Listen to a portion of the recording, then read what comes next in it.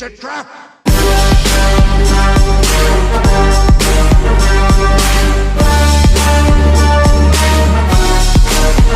So I went to the movies over the weekend for I Am Beast Boy's birthday, and for those of you that don't know, I Am Beast Boy was pretty much the main person who got me into YouTube. I didn't think I pretty much had what it takes to being a YouTuber, but after about 3 years of doing YouTube, I actually enjoyed it. So a special shout out for him to pretty much get me into YouTube. Thank you so much, Beast, and I pretty much owe you one. And pretty much celebrating your birthday is the least I can do. And it was a fun time hanging out with friends and going to the movies like a bunch of young teenagers that pretty much go out past curfew and whatnot. The movie we went to see was Bloodshot, and it was kinda meh. When the movie was advertised, I knew the name sounded familiar, and it was actually based off of a comic book series of the same name, upon which I never really read. Now, I don't know anything about the comics, but it's about an anti-hero with a regenerative healing ability on a quest for revenge.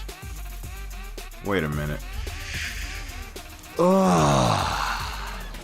I'm touching myself tonight. Okay, all joking aside, I went into this movie with the same expectation as any other film, and it was just... that's the best way I can describe it. It wasn't all that terrible, but it wasn't a groundbreaking film either. I mean, I would take the easy way out and compare it to the MCU films or even the DCEU films, but that would just be petty. We already know that when people think of superhero movies, they will think of Iron Man, Black Panther, etc. And while the DCEU is a broken mess, it still has some blockbusters. This is a film that is based off of an independent comic book series made by an independent comic book company, kind of like Spawn, but not as memorable. I mean, if you've seen revenge superhero movies, you know exactly how this one is going to be. Hero has a happy life, love of his life gets killed in front of him, he's left for dead or thought to be dead, gets brought back to life or rescued from death, and now uses said powers to get revenge. Only problem is that since the company that brought him back from the dead owns his body now, it means that they can shut him down whenever they felt like he's a threat. So already, this is RoboCop, Deadpool, and Spawn all rolled into one movie. Now, I'm not saying that movies with this type of storytelling is bad, but it's something to expect, and even with that, they can still do more with this. As it turns out, our hero, played by Vin Diesel, has superpowers that are nanomachines that can heal any injury, which is gunshots, cuts, scrapes, and even getting his jaw blown off. They also let him do really cool stuff like have super strength and hack into other machines, which is pretty cool to see, but it's not cool enough to hold up the film or to pretty much make it even more interesting. Before I did this video, I was wondering if anyone knew anything about the comics, so I did some checking, and few people knew anything about the comics before this movie even came out. I even asked some friends, especially the friends that I went to the movies to see if they have any context for it. I even asked Beast himself, and they all said no. That should give you some context of how blind I went into this. The acting and characters were just bland. They were just bland. Other than Diesel being the deep voice sexy stud that makes a woman go googly eyes over, the characters follow the same cheesy tropes that makes you feel like you should have seen this in an early 2000s flick. Except for Lamorne Morris, his character was absolutely freaking hilarious. And though he was a comic relief from every other hero flick, he got a couple of funny lines in there that made me laugh. Other than him, the acting wasn't enough for me to make me care about any of them, is whether they're the bland superhero or whether they're pretty much the sleazy company dude who pretty much wants to take control or anything. Or the sleazy henchman who pretty much wants to pretty much kill the hero for no other reason but killing the hero. That's it. The only thing I will say is that the action and the special effects are okay for what it was. I mean, they're not all that great, but they're still interesting enough for me to pretty much watch. Like, enough to where if I get this on DVD, I will pretty much watch the action scenes over and over and over again before I get tired of it. And then the next day, I will watch the action scenes over and over again. That's the only thing I could say about this movie, is that the action was pretty good. Everything else about it, I couldn't really get into it. Like I said, the action wasn't something that I haven't seen before, but it was still enough to where it pretty much grasped my interest.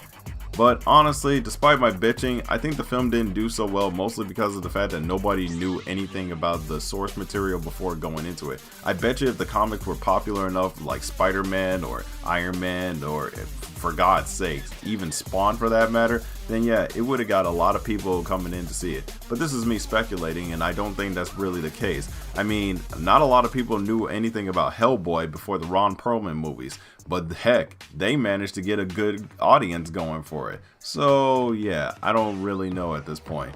So, does this movie make me want to read the comics? Not really. Does it make me want to see it again? Nope. Did I like the fact that they tried to make a superhero movie with a character that no one knows about? Absolutely. I mean, this pretty much paves the way for the fact that not every single superhero movie has to be a big money maker. It doesn't have to be a Spider-Man movie. It doesn't have to be a Black Panther movie. It doesn't have to be a Superman, Batman, Wonder Woman, or anything other than the fact that it's an independent movie. I mean, for Christ's sake, Spawn pretty much had his outing in the superhero movie back in the 90s, but that was only because of the fact that the character probably got more popular, and I guess the same could have been said for Hellboy. I guess the reason why this one didn't do so well is because Bloodshot was just so far from the mainstream that not a lot of people pretty much knew anything about this character at all. But even with all of that, and if we knew anything about it, the movie was just so bland and just so generic that it just feels the same as every other superhero flick that you probably already seen before. The dark, edgy type of superhero films. But in all honesty, this would have been better as a direct-to-DVD flick instead of a silver screen release, and I have to be honest, I would have to give this movie a 4 out of 10. The action was okay and Diesel was still a badass actor, but everything else made it clear that it's not getting a sequel. No, seriously, you know how most movies would tease you with an after credit scene to say we're making a sequel? This film didn't even do that. I mean, it was like we were sitting in the theater, we were just like waiting for the movie to end, and then once it ended, we waited through the credits, and then once the credits ended, there was nothing there.